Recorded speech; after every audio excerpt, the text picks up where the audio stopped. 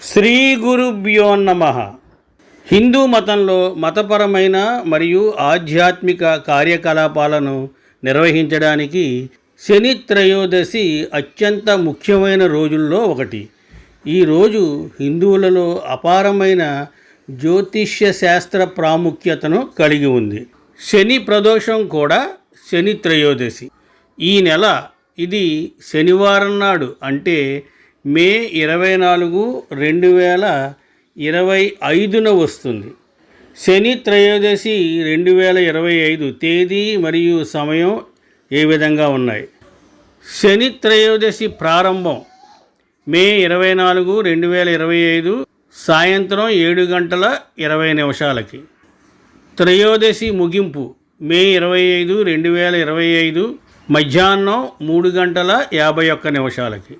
ప్రదోష పూజ ముహూర్తం మే 24, 2025 రాత్రి 7:20 నుండి 9:13 వరకు.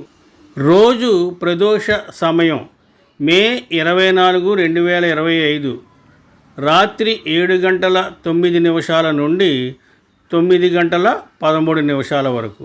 గ్రంథాల ప్రకారం శనివారం నాడు వచ్చే త్రయోదశి తిథిని శని త్రయోదశి అంటారు.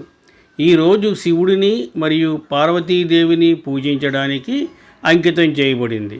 హిందూ పంచాంగం ప్రకారం శుక్లపక్షం మరియు కృష్ణపక్షంలో నెలలో 2 సార్లు ప్రదోషం జరుపుకుంటారు. ఈసారి కృష్ణపక్షంలో దీనిని ఆచరిస్తారు. శని యొక్క దుష్ప్రభావాలను వదిలించుకోవడానికి ఈ పవిత్రమైన రోజున శనిని కూడా పూజిస్తారు. దక్షిణ భారతదేశంలో కూడా ఈ రోజును ఎంతో ఆనందంగా జరుపుకుంటారు. గత జన్మలో చేసిన అన్ని బాధలు మరియు కర్మల నుండి విముక్తి పొందడానికి ప్రజలు కర్మ మరియు న్యాయానికి అధిపతి అని కూడా పిలువబడే శనిదేవుడిని ప్రార్థిస్తారు. శని సాదే సాతి, శని మహాదశ లేదా శని ప్రభావంతో బాధపడేవారు ఆనందం, జ్ఞానం పొందడానికి మరియు కోరుకున్న కోరికలు నెరవేరడానికి శని, శివుడు మరియు పార్వతీదేవిని పూజించాలి.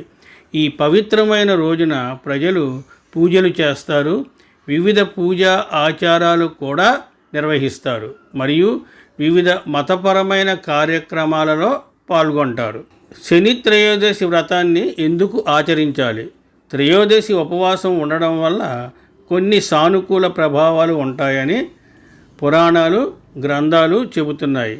మానసిక అశాంతి, గందరగోళం, గ్రహ ఆటంకాలు మరియు చంద్రదోషాల నుండి ఉపశమనం పొందడానికి, దీర్ఘాయువు, పనిలో పురోగతి మరియు శని యొక్క ఆశీర్వాదం పొందడానికి భక్తులు ఉపవాసం ఉండి శివుడు మరియు పార్వతీదేవిని పూజించాలి. శివుడు మరియు పార్వతీమాత భక్తులకు కోరుకున్న కోరికలు నెరవేరేలా ప్రసాదిస్తారు మరియు సంతానం లేని జంట వారిని అత్యంత భక్తితో పూజిస్తే వారికి కూడా ఆశీస్సులు లభిస్తాయి. శని త్రయోదశి పూజా విధానం ఎలా ఉంటుంది? భక్తులు తెల్లవారక ముందే లేవాలని శని త్రయోదశి సూచిస్తోంది. ఇంటిని, ముఖ్యంగా పూజ చేసే ప్రదేశాన్ని శుభ్రం చేసుకోవాలి, స్నానం చేయాలి మరియు చక్కగా దుస్తులు ధరించాలి. శివుడు మరియు పార్వతీదేవి విగ్రహాలను ప్రతిష్ఠించడానికి ఒక పీఠాన్ని ఏర్పాటు చేసుకొని పువ్వులు, మిఠాయిలు సమర్పించి నెయ్యితో దీపం వెలిగించి పూజించాలి. పూజా సమయంలో మీ ముఖం ఈశాన్యం వైపు ఉండాలని గుర్తుంచుకోవాలి. సంధ్యాకాలం అయిన ప్రదోష సమయంలో కూడా పూజ చేయాలి. ఆ రోజు పండ్లు మాత్రమే తినడం ద్వారా ఉపవాసం ఉండవచ్చు, లేదా ఆకలి భరించలేకపోతే వారు పళ్ళు తినవచ్చు మరియు ఉప్పు లేదా రాతి ఉప్పును ఉపయోగించి సాత్విక ఆహారాన్ని తినవచ్చు. ఓం నమః శివయే, ఓం శం శనైశ్చరయే నమః. నీలాంజన సమభాసం రవిపుత్రం యమాగ్రజం ఛాయా మార్తాండ శంభూతం తం నమామి శనైశ్చరం. స్వస్తి, శుభమస్తు.